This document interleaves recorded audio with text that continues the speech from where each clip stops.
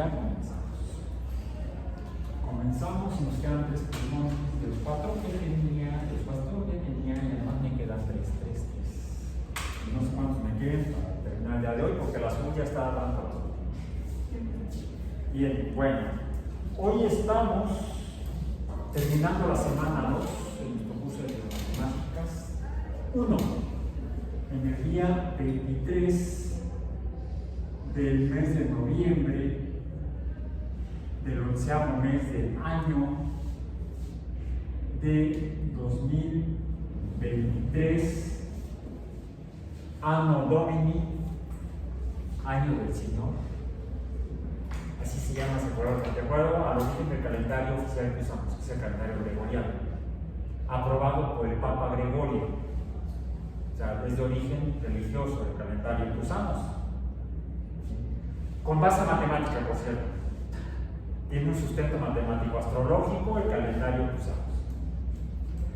El año del Señor de 2023, Anno Domini, sería en latín, del 11º mes del año. Si es el 11º, entonces ¿por qué se llama 9? Se llama 9. Noviembre, ¿cuál fue el mes anterior? Octubre, el 8º. Y previo a ese, septiembre, el 7º mes. 7º, septiembre. 8º, octubre. Noveno, noviembre. 10º, diciembre. Y entonces el que sigue sería el 11º y luego el 12º. Porque en tiempos pasados, todo tiempo fue mejor, no todo calendario fue diferente. El año empezaba en marzo. El primer mes del año era marzo. ¿Por qué?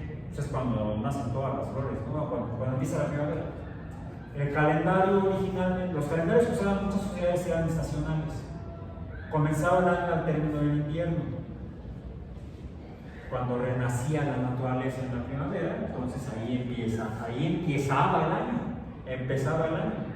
El primer mes, el segundo mes, así hasta llegar al 7º septiembre, 8º octubre, 9º noviembre, 10º diciembre, el 11º, no sé por qué ahora se llama enero, y el que sigue no sé por qué se llama febrero. Bien. Pero bueno, estamos con el calendario gregoriano. Es el 11º mes de nuestro año según el calendario. Es el 11º mes del año, pero es la segunda semana del trimestre, 23, otoño. Y todavía estamos en otoño.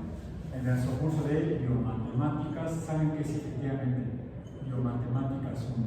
Hasta aquí llegó, no llegó a cargar los peregrinos, no llegó el fin de año calendario oficial gregoriano.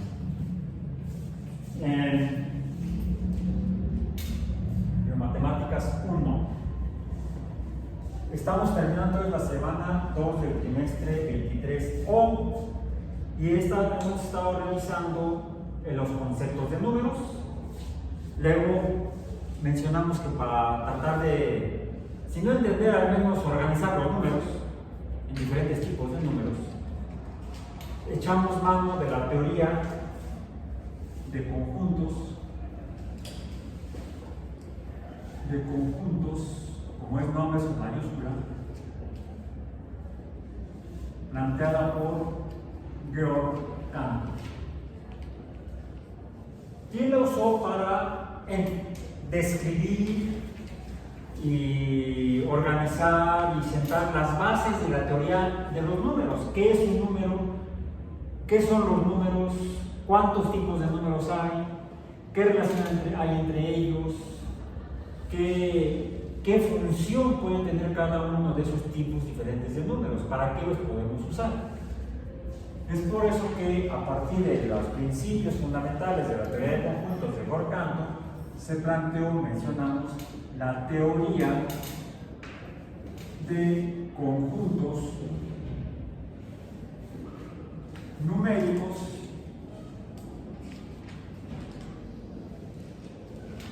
Y en la sesión anterior incluso vimos al menos dos formas en las medidas de las cuales podemos o organizar los números en conjuntos de acuerdo con los principios fundamentales de cálculo.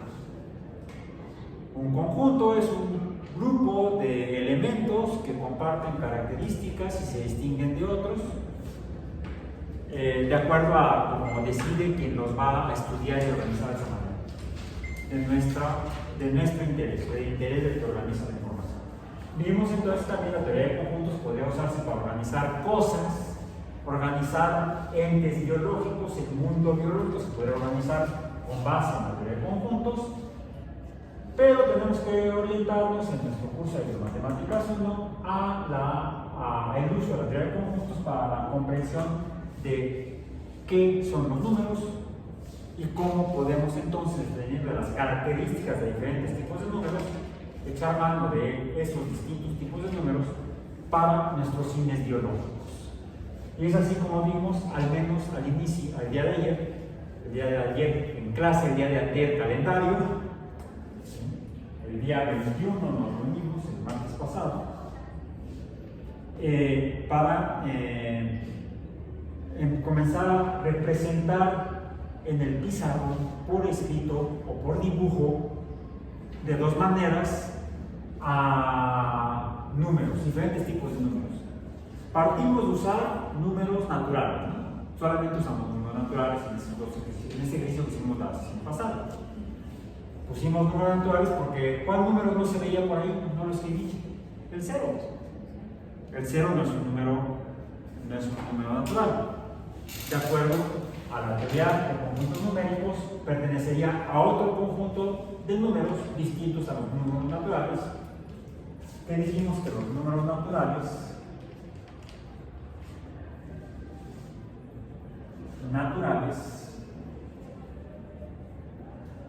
a los que representamos con la letra N, así, con una pata gorda y la otra, el brazo no gordo, son aquellos que están... conjunto. El profesor estaba empezando a poner un conjunto. Llave. Se abre la llave. No llave, ese es otro. Este tiene nombre, es llave. Que son aquellos, comenzando con la representación indoarábiga moderna: 1, 2, 3, 4, 5. Esta es una representación, de acuerdo a los principios de la teoría de conjuntos, de los elementos de un conjunto de números. Los elementos son los números representados por los símbolos indoarábigos modernos, separados cada uno de los elementos mediante comas. No los separo con rayas, con puntos, no, se separan con comas. El hecho de que hay aquí 3 puntos seguidos, ¿qué significa? Que continúan hasta no sabemos cuándo. Podríamos decir entonces que el número de elementos de los números naturales, del conjunto de números naturales, es infinito. Sí, sabemos dónde empieza en el número 1, el conjunto de los números naturales. Y no sabemos dónde termina. Es un conjunto de tipo infinito.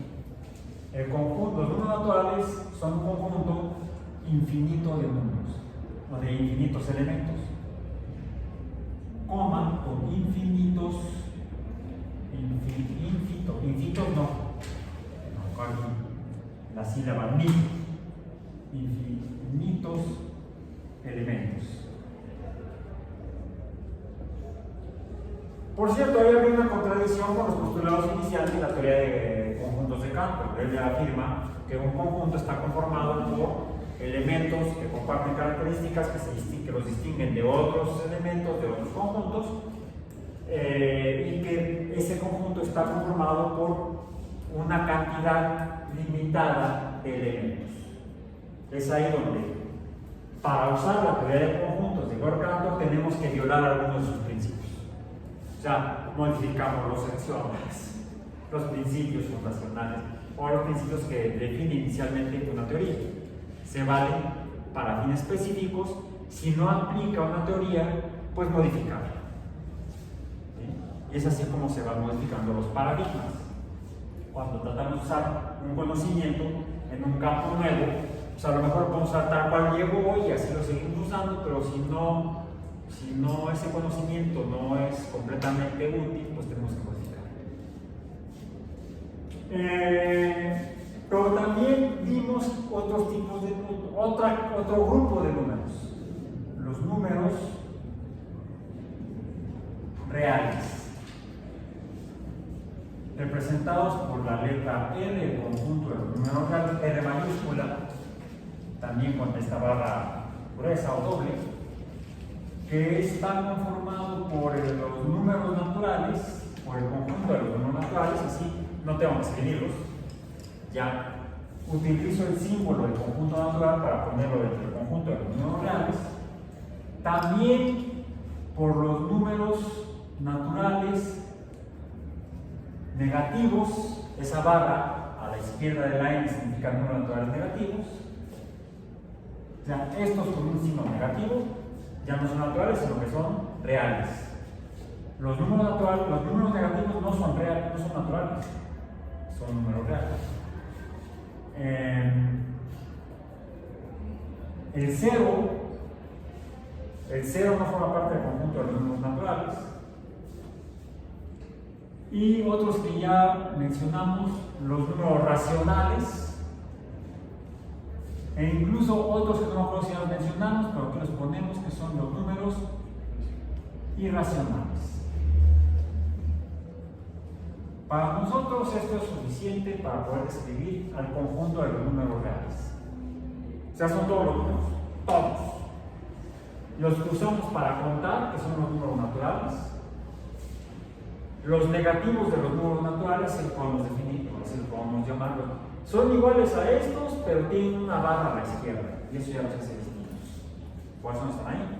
Podríamos poner los números del conjunto de los números negativos.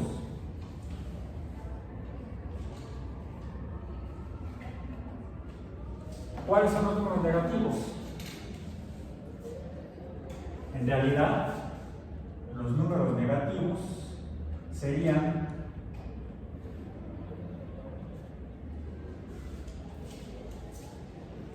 todos los números reales con signo negativo. Porque podemos tener, los números naturales también forman parte de otro conjunto, los números enteros.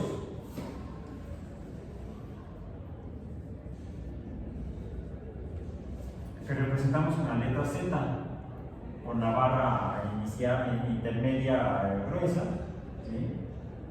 Que estos son los números naturales y los números naturales negativos. ¿El cero es entero?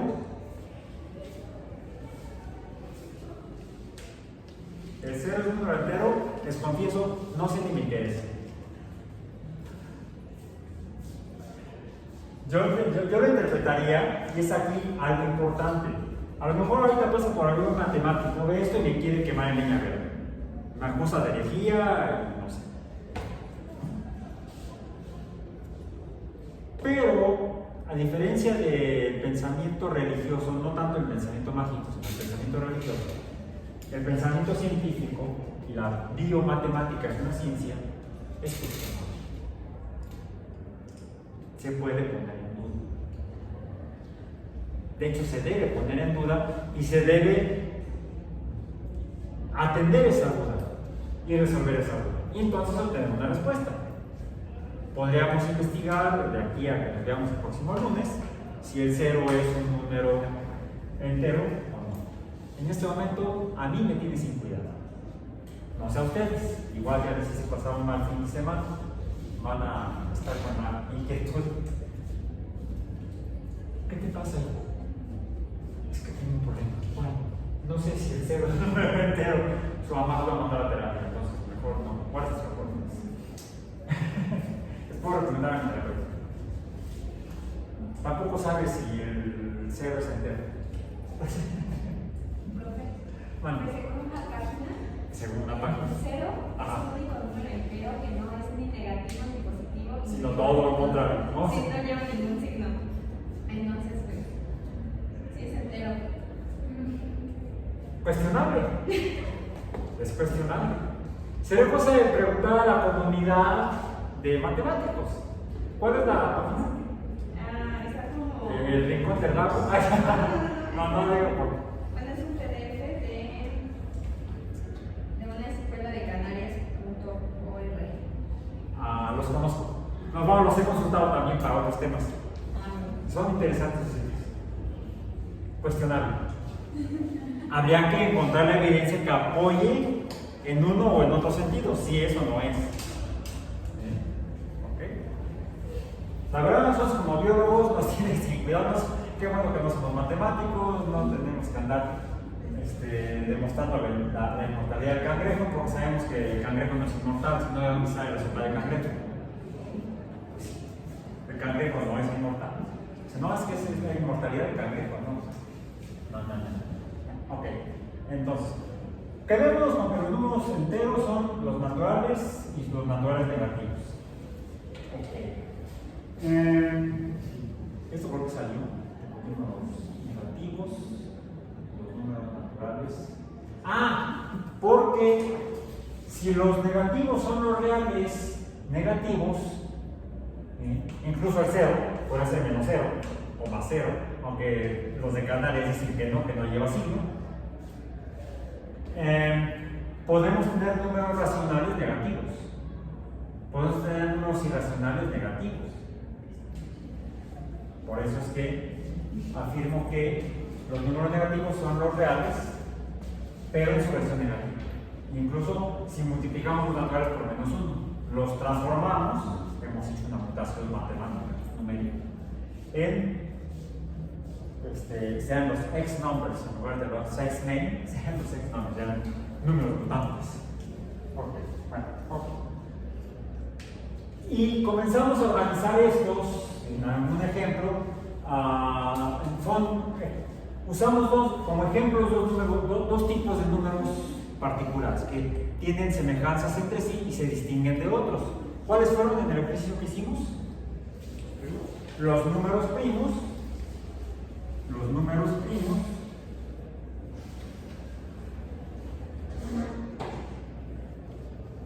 ¿Y cuáles otros?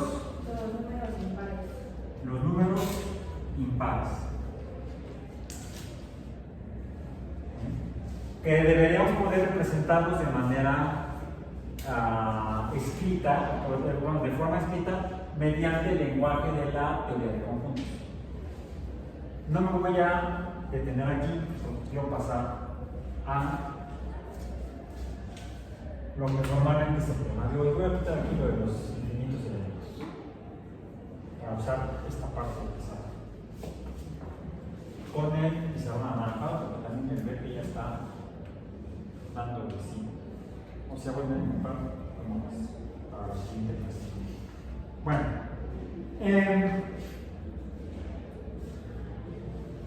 vamos a ver que hay reglas para llevar a cabo lo que empezamos a hacer cuando comparamos los números primos con los números impares y los escribimos. En este caso eran el conjunto A y el conjunto B, ¿no? El conjunto A era el A era el conjunto de los impares. De los impares, ok. Para seguir con ese ejemplo, los impares era el conjunto A y el de los primos era el conjunto B. Y nos remitimos no a todos los números primos ni a todos los números impares, porque el conjunto de los números primos sería un conjunto infinito. Hasta la fecha, los números primos, ¿en cuál de estos cuatro conjuntos podrían estar? ¿Dónde viven? ¿De cuál conjunto pueden formar parte? Sean elementos de los números reales, porque existen. ¿Sí? Y estarían también formando parte de los números naturales. De hecho, el 1 es. Todos los que escribí aquí, salvo el 4, son primos. El 1, el 2, el 3 y el 5 son números primos. Entonces podemos decir que los números primos son que tenemos son un subconjunto de los números naturales. Ahí sí voy a manifestar mi ignorancia matemática. Hay números primos negativos. números primos negativos. Yo tampoco. Repito, soy biofísico-químico molecular y no he encontrado números primos en los transportadores iónicos. Google a ver qué sugiere, a ver qué nos topamos el día de hoy. Habíamos puesto, vamos a poner a los que tenemos aquí. De estos que tenemos aquí, los formarían parte del conjunto B, el 1, el 2, el 3 y el 5. Coma, siempre que sean solamente primos. ¿Sí? Los números impares del conjunto A tendrían como elementos a el 1, el 3, el 5 y los demás que sean no divisibles entre 2. Así definimos de manera fácil a los números impares. El conjunto de los números impares es el de los números naturales no divisibles entre 2. ¿Habría números impares racionales? No lo sé tampoco. Como se dan cuenta, no lo sé todo. Ignoro mucho, soy un gran ignorante. Pero eso es un motivador para seguir buscando cosas, conocimiento al cual no he podido llegar. ¿Sí? Cada día que aprendo algo nuevo, soy menos ignorante. Y soy un gran ignorante porque hay una infinidad de cosas y conceptos y fenómenos en el universo que en general la humanidad no sabe que existen, deben estar allá y no los hemos encontrado. Antes de 1985 no sabíamos si existían los exoplanetas. En 1985 se encontró el primer dato astronómico que sugería que podría haber un exoplaneta, más bien un planeta orbitando alrededor de Vega, creo que era, o de Sirio, creo que era de Sirio. Fue antes de eso. Antes de 1930 no se sabía que había un planeta más allá de Neptuno. En 1930 descubrieron Plutón. Y otra tragedia, en el 2003 lo dejaron de clasificar como planeta. Ya no es planeta. Y los niños se enojaron porque entonces Pluto ya no era planeta. No, Pluto es el perro de Mickey Mouse, que se llama así por Pluto the Planet. Primero fue Pluto the Planet y luego Disney se enteró que había un nuevo planeta que se llama Pluto y dice: voy a crear un nuevo personaje. Y creó al perro amigo de Mickey Mouse, que es Pluto. Y cuando le cambiaron el nombre, cuando desclasificaron a Pluto hasta Planet, enviaron un montón de cartas a los observatorios astronómicos y a los planetarios, los niños, para quejarse por qué habían desclasificado a Pluto como planeta. No, están confundiendo los dibujos animados con la astronomía. Antes de 1973 no sabíamos que había ecosistemas muy ricos en el fondo del mar. Se pensaba que el fondo de los océanos eran casi como desiertos. Y se descubrieron las pozas hidrotermales. No se conocían antes de 1953. Eran desconocidas. Éramos ignorantes de eso. Yo ya era ignorante, yo ya existía en ese año. Me enteré en la televisión, por cierto, un documental de National Geographic que habían descubierto los investigadores del Instituto Scripps, los oceanógrafos, habían descubierto ahí enfrente, frente a la bahía de San Francisco casi. El Instituto Scripps está en San Diego, o sea, un poco al norte de donde está el Instituto Scripps. Descubrieron las primeras pozas hidrotermales y ahora se han encontrado en un montón de lugares del planeta. Entonces, bueno, hay muchas cosas que no conocemos. Bien, hicimos este ejemplo, pero también vimos que los podemos representar de otra manera. ¿Cuál fue? Mediante diagramas. Hicimos una representación, en particular mediante diagramas de John y Ben de estos mismos conjuntos. Y empezamos a usar algunos símbolos. Esos símbolos formalmente forman parte no de la teoría de conjuntos de Cantor, son útiles para la teoría de conjuntos numéricos, pero no surgen de la teoría de conjuntos numéricos. Surgen del enriquecimiento de la teoría de conjuntos para, dentro del andamiaje de la filosofía matemática, se enriquece la teoría de conjuntos y se constituye lo que ahora se llama la teoría, también fue a finales del siglo XIX, teoría axiomática de conjuntos, que es útil para desarrollar la teoría de conjuntos, para trabajar la teoría de conjuntos. La teoría axiomática de conjuntos se llama así porque establece los principios básicos fundamentales sobre los cuales hacer los análisis de diferentes tipos de conjuntos y las relaciones entre ellos, como las relaciones que ya vimos mediante los diagramas de Venn de estos conjuntos que mencionamos, usamos. Por ejemplo, escribimos que había, podríamos llamar incluso el conjunto C, ¿no? Fue el que dije, el conjunto C. ¿Cuál fue el conjunto C de la clase anterior? Estaba conformado solamente por un elemento, era el número 2. ¿Por qué ese elemento? Yo ya lo saben de origen. C era el conjunto de B. C, decíamos que C, voy a poner que parezca realmente una C, letra C y no un símbolo de la teoría axiomática de conjuntos. Finalmente, el conjunto C es, dijimos que era un subconjunto del conjunto B, ¿no? Sí. ¿Así lo pusimos?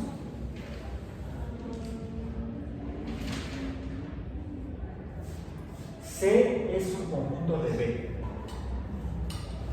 Si no, déjame ahorita boté mi apunte de ayer. Lo vimos, bueno, puso Aquí. el conjunto de B. ¿Cómo? Puso el 2.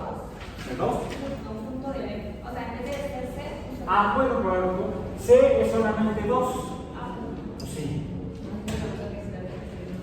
Sí, entonces sí. Son dos formas de escribirlo. ¿Sí? Pues sé, pero ya sé que sé. Sí, entonces sé mucho. No. Otra forma de escribirlo fue como lo escribimos la vez pasada. Así. Esto, de hecho, es igual a esto.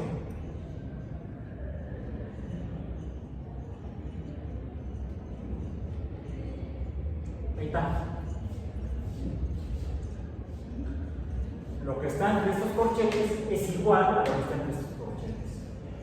Esta simbolización es parte de lo que constituye a la teoría axiomática, el corpus de la teoría axiomática de conjuntos, que es donde se establecen incluso como reglas a seguir la simbología, la semiótica de la teoría axiomática de conjuntos.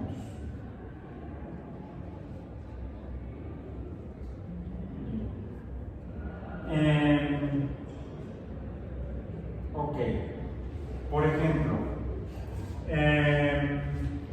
hay varios símbolos que ya hemos estado usando. Vamos a hacer aquí un listado, no es necesario que lo copien porque está en el documento PDF que está en el sitio web, ya lo pueden consultar si quieren, hagan su apunte personal, eso recuerden que es decisión de cada uno de nosotros cuando hacemos nuestros ejercicios académicos. Entonces, hasta aquí hemos estado usando, por ejemplo, las llaves para representar conjuntos. Esto representa un conjunto. Ese símbolo que pusimos ayer, que es como una E, de hecho está el palo del medio no es más chico, como ves, no es la letra E. Digo, cité la frase de la canción de Kiki, de la marcha de las letras. Primero que con tus patitas muy abiertas a la marcha, y luego la E, alzando los pies. El palo del medio es más chico, como ves. Pues no, aquí el palo del medio es igual, como ves. E, que significa que lo que estemos indicando a la izquierda del símbolo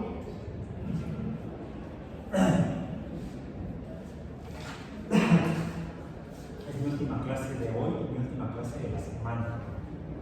Espero terminar con vos. Es elemento de algún conjunto. Podríamos decir entonces también que esto, el 2, es elemento de B.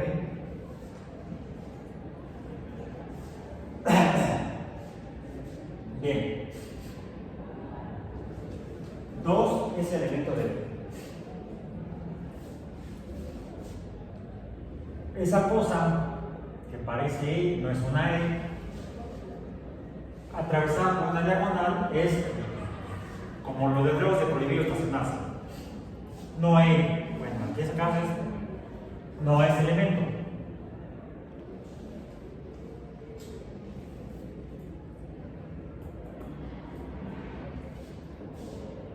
Ay Dios. En mí es una frase. Tendré que decir, ay, silencio. Porque soy nombre. Ok. Luego decíamos subconjunto de. Puede variar un poco la representación de texto a texto. Puede ser una curva menos aplastada. En otros es como esta horquilla aplastada o horizontal. Esto es un conjunto de.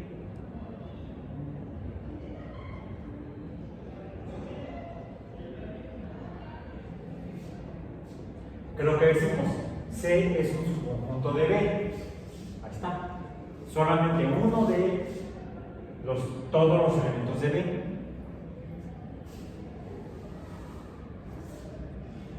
Incluso podríamos decir que los números primos son subconjuntos de los números, que los números impares son subconjuntos de los números primos. No, porque encontramos que, por ejemplo, el 9 y el ¿cuál otro fue? Dentro de la lista de los números impares. El 9 y el 15. El 9 y el 15 no son primos, son impares, pero no primos. Entonces, este es un conjunto de lo que esté a la izquierda será su conjunto de lo que esté a la derecha. Lo mismo, pero más barato, no es cierto.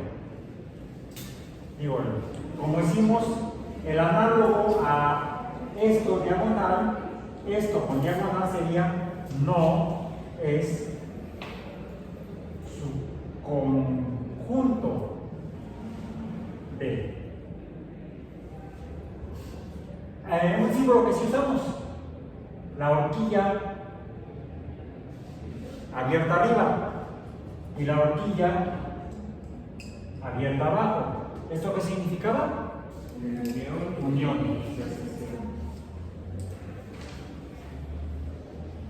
De N conjuntos. Y esto es intersección de N conjuntos. El conjunto más curioso, que no es igual a 0,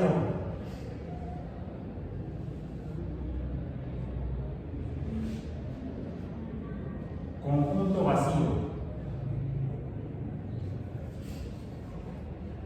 Conjunto vacío.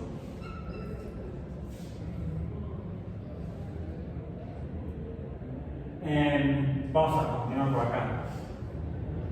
Para Veamos, tenemos dos conjuntos. Supongamos que A, pero con una barra previa. Esto no es el caso. Por ejemplo, si hablamos de los números pares, así representamos en una discusión sobre números pares a los números impares, como barra A. Aquí usamos un símbolo que se usa en el idioma inglés.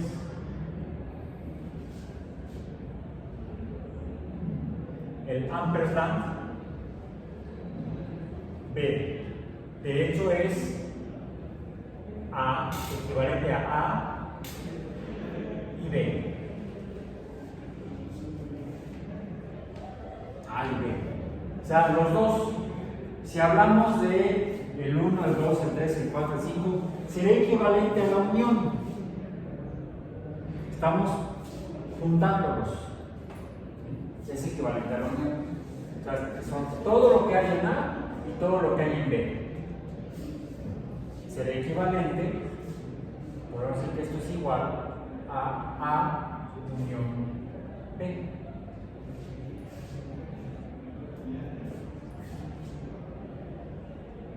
Uno u otro, pero no los dos.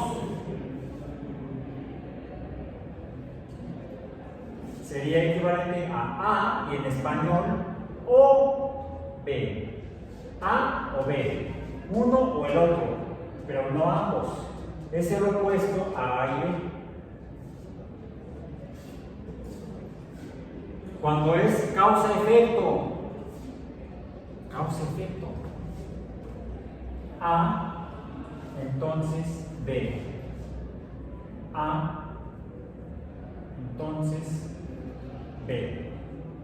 Como podemos ver, esto también viene siendo la forma matemática para trabajar la filosofía. Por ejemplo, los silogismos.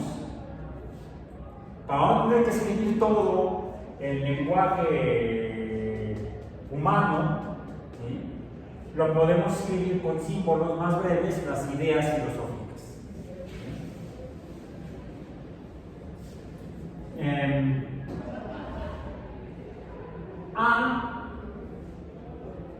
A entonces B es A, una flecha con una cabeza dirigida hacia la consecuencia, causa-efecto. ¿Sí? A veces nos vamos a topar con una flecha con dos cabezas.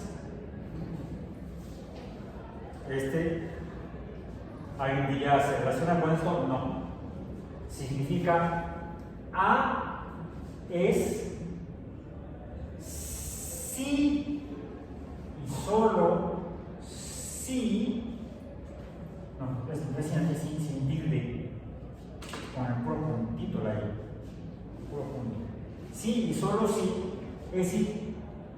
B. A es cierto, sí y solo sí. B es cierto, por ejemplo. Es un condicional. Es un condicional. Y otros, vamos a trabajar con tres más, nada más. Que son, va a estar compuesto con varios símbolos. Esto que parece una A invertida, no es una A invertida, aunque parezca. Y aquí una letra que representa cualquier cosa, la letra A. A mayúscula. Otro que va a ser, ahora sí, algo que se parece más a la E, pero al revés. Si tenemos una A al revés, ¿por qué no tenemos una E al revés? A, paréntesis, A. Y el último va a ser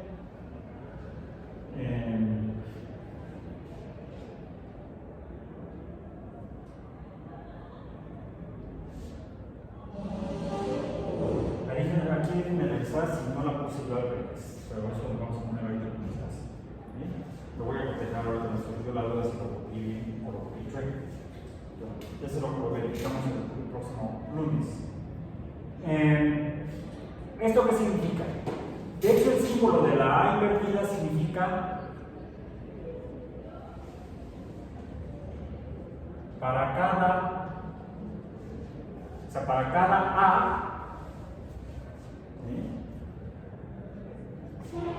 coma, entonces A.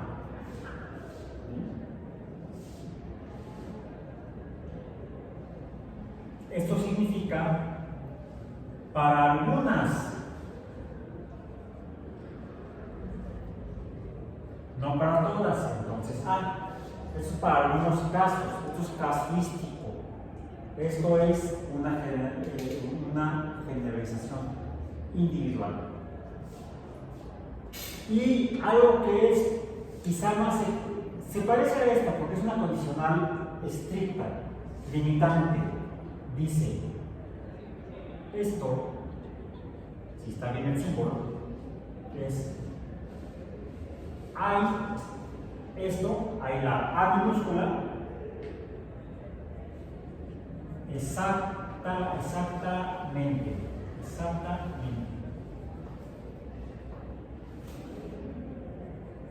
Una de esas, tal que, entonces, A es cierto.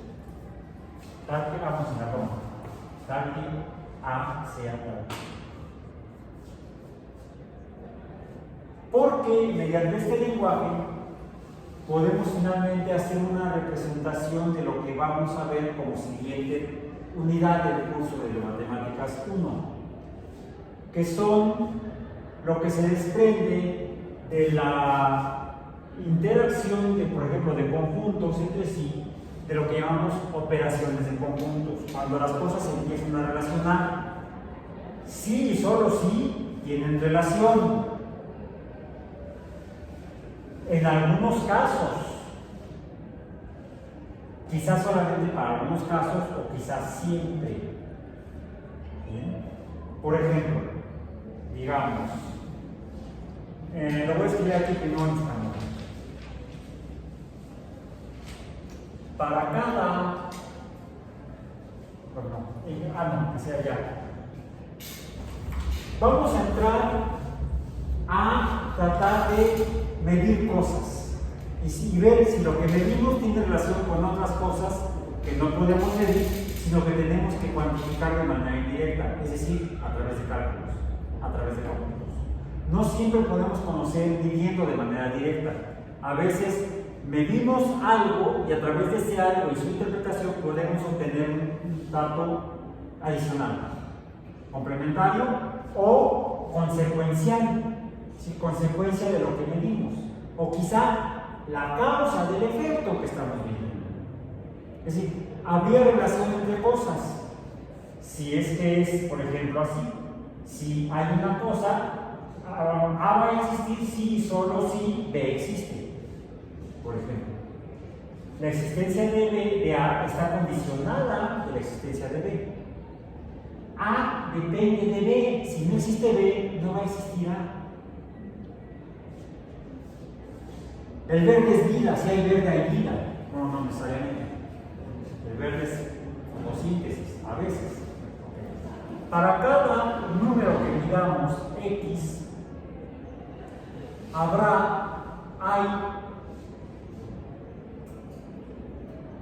otro número, una cantidad Y, es diferente a esta que escribí, no es igual. No, porque no tiene la curvita inicial. Para cada X hay una Y,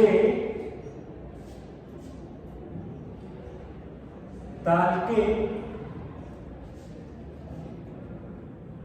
X es igual a Y. Digamos que si X vale 2, Y va a valer 2. Si X vale 5, ¿cuánto va a valer Y? 5. ¿Cómo le hago para escribir eso mismo? Es más, siendo estricto, tendría que escribirlo así. Tal que X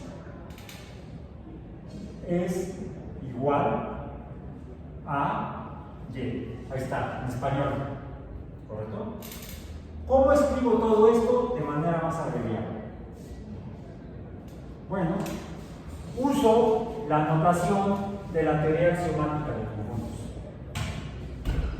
Y se hace así. Fíjense. Para cada X, ¿dónde está? ¿Ya lo vieron? Para cada nace que puse A. Es decir, que yo tendría que ponerlo de esta manera. Para cada X,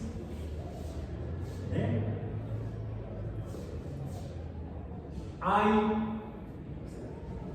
una Y tal que X es igual a Y. Es lo mismo, pero más barato. Es la simi ecuación.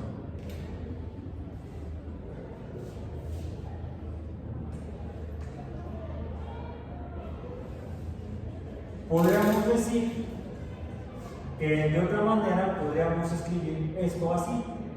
X no es al revés. Y, ¿de qué depende Y? Del valor de X. ¿Sí? ¿Cuál es el número Y? Depende del número X. La cantidad Y depende de la cantidad X. Entonces digo yo que Y depende de. Depende, hay otra manera de escribirlo también, de decirlo en español. Depende, entre paréntesis, está en función de X. Solo que para no escribir depende o está en función de X, lo que, si se acuerdan, porque esto ya lo han visto antes, estamos retomando matemáticas que ya vio al menos desde la secundaria, o al menos de vieron. ¿Sí? ¿Qué pasó? No me acuerdo. No de cómo pensé tampoco. Ya se me olvidó. Por eso estamos aquí, para que se acuerden. Bien. Y no solamente para eso. No solamente es para recordar lo que ya vimos en años anteriores, sino para que ahora sí lo diferente, porque el curso no es matemáticas, sencillo matemáticas. Para que veamos que eso que intentaron enseñarnos en la secundaria y en la preparatoria, y que dijimos nunca más, primero vivíamos en el error, como ese viejo compañero mío de la secundaria que dijo: yo voy a estudiar biología para no volver a ver matemáticas.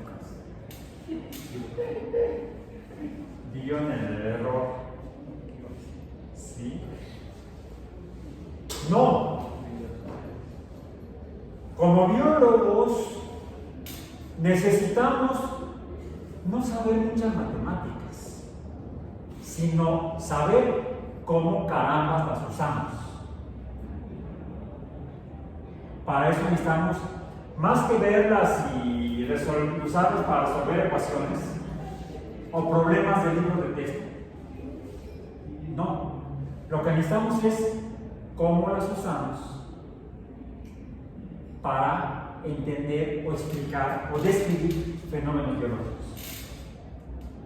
¿Cómo podemos, en lugar de escribir ideas biológicas de manera muy larga, extensa, cómo hacerlo de manera breve, de modo que al sintetizar el concepto podamos usarlo de mejor manera, más eficientemente e incluso sacarle más información?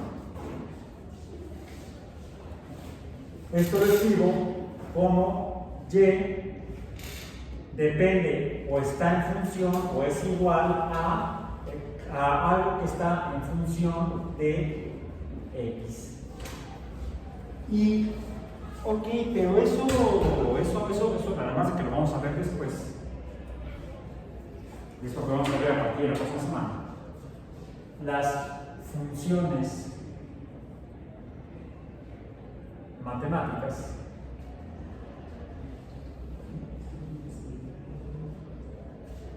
vamos a darnos cuenta que, así como vimos que la biología nace como ciencia en el siglo XIX a partir de la publicación del segundo paradigma, en tercer lugar, con experimentos en la hibridación o sobre la hibridación de las plantas, no pues se me olvida el título, es tan malo. Experimentos sobre la hibridación de las plantas, hecho por Gregor Mendel, publicado en 1865, el cual ya lo vimos, ya lo revisamos, ya lo leímos y vimos que es un texto matemático, es un texto en lenguaje matemático. Bueno, el segundo paradigma cronológico, pero tercer conceptual o fenomenológico. ¿Cuál es el tercer paradigma fenomenológico fundacional de la biología? La teoría de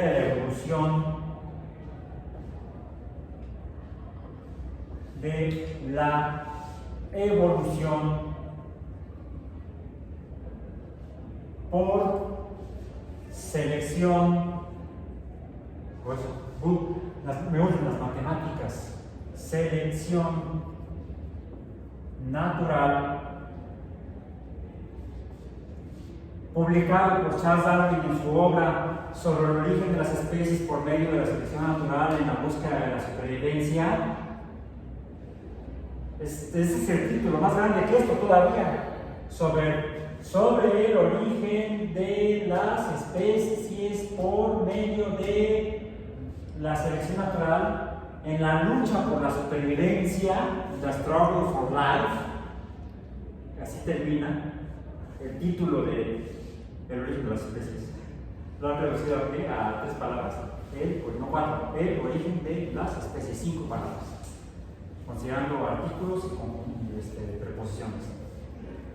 Por Charles Darwin y Alfred Russel Wallace. Y Alfred Russel Wallace.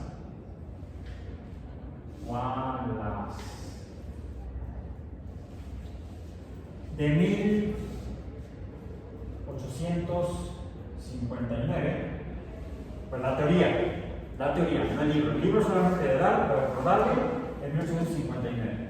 La teoría realmente la presentan los dos, en conjunto, presentan evidencias ambos. ¿Qué es lo que dice? Sobre el origen de las especies, recordemos el título, sobre el origen de especies por medio de la selección natural, por selección natural. Más o menos así podemos parafrasear el título del libro. Sobre el origen de las especies por medio de la selección natural y la lucha por la supervivencia. Siempre se olvida, eso lo tengo casi. ¿Habría manera de expresar esto en lenguaje matemático? ¿Qué es lo que dice Darwin? Iguales, ¿qué es lo que dice Darwin? Iguales. Que las especies surgen porque el ambiente selecciona a los supervivientes de las variedades en la reproducción de los organismos.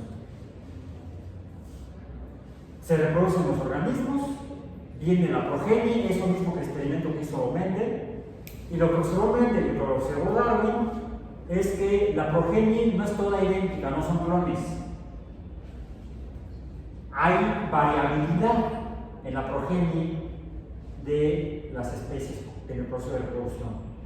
Y no todas ellas sobreviven hasta la fase reproductiva propia. Solamente algunos sobreviven. ¿Qué pasó con los demás? Se murieron, fueron de hambre, se reincorporaron a los ciclos bioquímicos, dejaron de ser. El ambiente seleccionó, sobrevivieron los que pudieron utilizar los recursos o protegerse de los depredadores, huir de los depredadores. El ambiente seleccionó cuáles permanecen hasta la siguiente fase de reproducción. Su progenie se va a parecer a ellos pero incluso ahí va a haber variabilidad y no todos van a sobrevivir. Al pasar del tiempo, mucho tiempo, del orden de cientos o más años, del orden de 10 a la 2 a más grande número de años, la semejanza de las progenies de los últimos descendientes respecto a sus ancestros pueden ser tan grandes que finalmente sean especies diferentes. ¿A través de qué proceso? De que fueron siendo seleccionados por la naturaleza, los supervivientes. En otras palabras, ¿de qué depende la aparición de nuevas especies, la formación de nuevas especies? Y es igual a nueva especie. X es igual a el ambiente.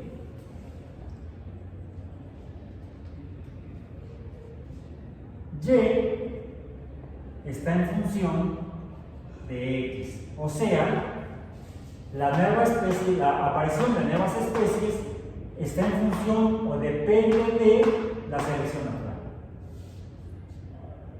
del ambiente, depende de las características ambientales. Podemos escribir el lenguaje matemático de funciones basada en las reglas de la teoría axiomática de conjuntos, incluso a los modelos biológicos que explican cómo funciona la naturaleza viva. Y con eso terminamos nuestra sesión de hoy y nuestra segunda semana de clases del trimestre 23. Nos vemos el lunes. Y esto sí alcanzó.